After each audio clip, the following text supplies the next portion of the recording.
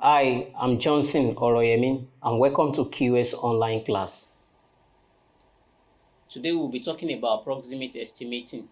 If you could recall, last week in our class, when we were talking about cost planning, we talked about two essential tools for controlling the cost of construction projects within the predetermined limits from inception of a project to tender stage. And we made mention of preliminary estimates and as well as cost plan as two important tools needed in actually controlling the cost of construction projects within a predetermined limit. So today we'll be talking about that preliminary estimate today, which is also known as approximate estimate, and it is the same thing called order of cost estimate. And if time permits, we'll be able to say one or two things about cost plan too, so that we know that we are now familiar with the two tools that we need in controlling the cost of construction projects within the predetermined limits as far as cost planning is concerned. Now, but before we go into that, I want us to look at few things that we learned last week. Last week we talked about economics in general and its application to construction industry and on a construction project. So we talk about construction economics as the application of the principle and techniques of economics to a construction project. That is what is referred to as construction economics. Then also we talk about nature of construction industry. I will give a brief description about that. And we also talk about product of construction industry such as building, road, dams, bridges, and the likes of them. So, but I don't want us to spend more time on the review. You can go and check the last class video and actually be able to have a grasp of what some of the things we discussed about in the last class. Then we also talk about the role of quantity surveyor as a construction cost economist, and we speak of the fact that cost control is one of the major role of quantity surveyor as a construction cost economist. And under cost control, we talk about cost planning, cost reconciliation, cost monitoring, and we go deeper into cost planning. And under that cost planning, we talk about cost plan itself, cost limit, cost target, and cost checking. We are able to discuss all these terms in relation to the life cycle of a project, both from the project management perspective and also from RIBA, Royal Institute of British Architects, Plan of Work perspective. So today we'll be going forward on that. Since we've discussed about cost planning, and we talk about tools that are needed, which is preliminary estimate and cost plan. So I deem it fit that we should go a little bit further and actually get ourselves familiar and know how to use these tools so that we can actually be able to bring about cost control on a construction project from inception of a project to tender stage. So today we'll be discussing, like I said, approximate estimates. Now, before we go further, and let me say, I just want to bring to our notice that the tools we'll be using here, we'll be using one standard here today, and it is known as New Rule of Measurement 1. That is Order of Cost Estimating and Cost Planning. So by Royal Institute of Chartered Surveyors. So that's the tool we'll be using in our class today. So let's go into approximate estimating proper.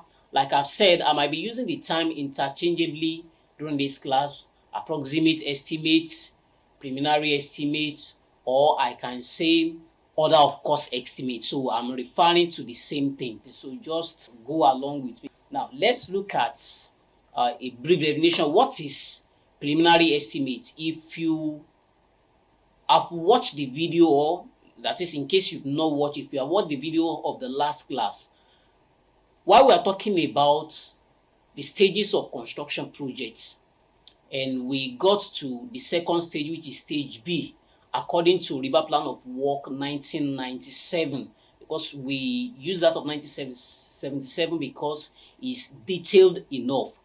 And one of the things you will see if you check the video of that of last week is that, like I promised, I've posted here the link by which we can download the lecture note for that of last week. So you can go there, and one of the link in that notes, I put a particular link there that you can copy it and paste in your browser, and you'll be able to download the plan of work for that of 2020. Then also inside that lecture notes, I've actually been able to do a little bit of comparison between RIBA Plan of Work 1997, that of 2007, and as well as 2013. So going back, RIBA Plan of Work 1997, preliminary estimate is prepared at work stage B, which is the feasibility study stage of the project. And the essence is to ensure that the clients know the probable cost of the construction project, and to be able to decide whether you want to continue with the project or not before the detailed design is prepared. Let me say this, that as a quantity surveyor, I've had people have come to meet me on different occasions that, oh, Johnson, I want you to help me prepare bill of quantity for a project. And when I ask them maybe a little bit about the project, they will tell me that, okay, some of them, especially if they are contractor, they will tell me that I just want to have an idea of what the project will cost and just tell the client, so that from there we can go on. Now, most of the time, where they made the mistake is that you want me to prepare bill of quantity for a project for just what is just a proposal.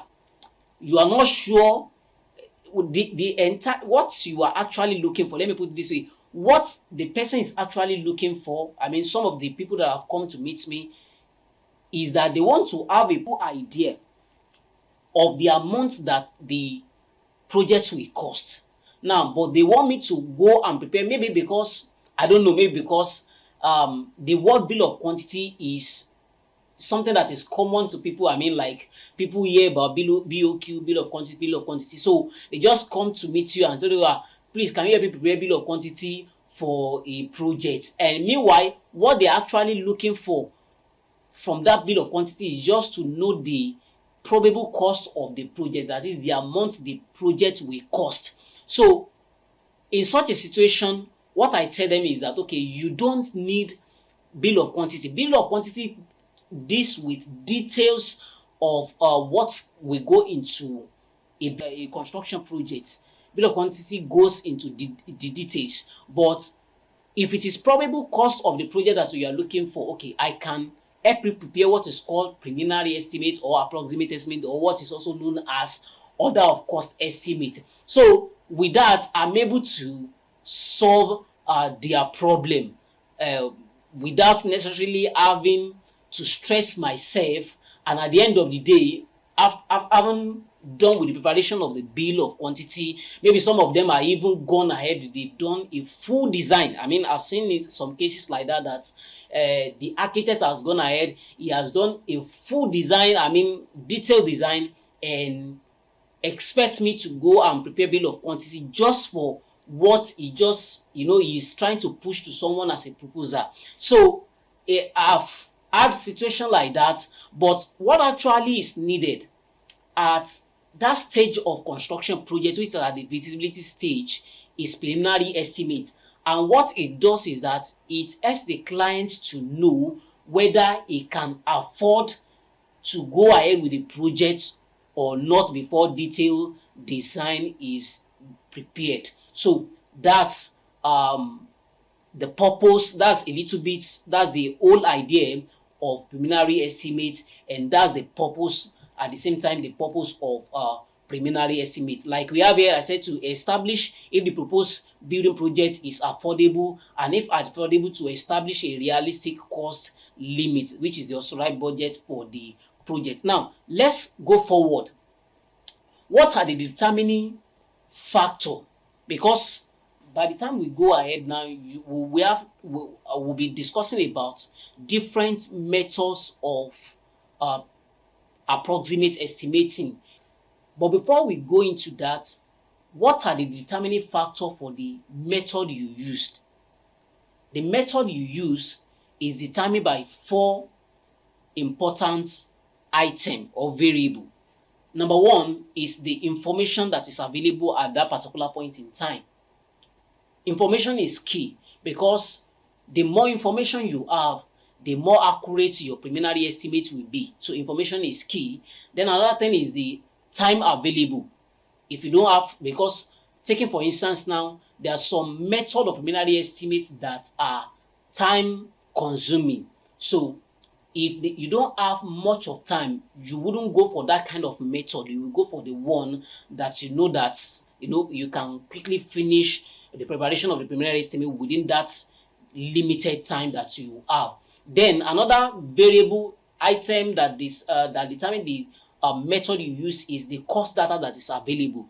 You will understand this better when we get to some method of preliminary estimate. For instance, now when you're talking about story enclosure method, people don't usually use this method. It's one of the what is referred to as the obsolete method of preparing preliminary estimates, because there is no cost data. You can't really see cost analysis that is based on story enclosure method of preliminary estimate. So cost data that is available actually determine the method of preliminary estimate that you use. Then another thing, variable is experience of the QS too. So it depends on the method you use. Also is also based on the experience of the QS, how versatile he is in using a particular method.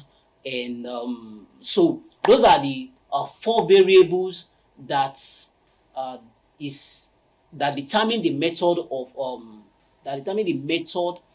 of preliminary estimate that is used. Now let's go a little bit forward on that, and we want to talk shortly about something, but I think this part of, talking about consideration for effective usage of preliminary estimates, I will be talking about this part when we get to rates, when we will be discussing about how to build up a rate, unit rate for your preliminary estimate.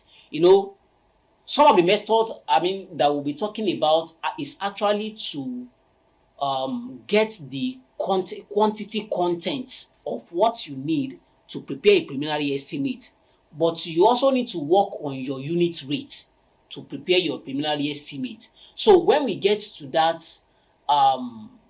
building up of unit rates, we'll be discussing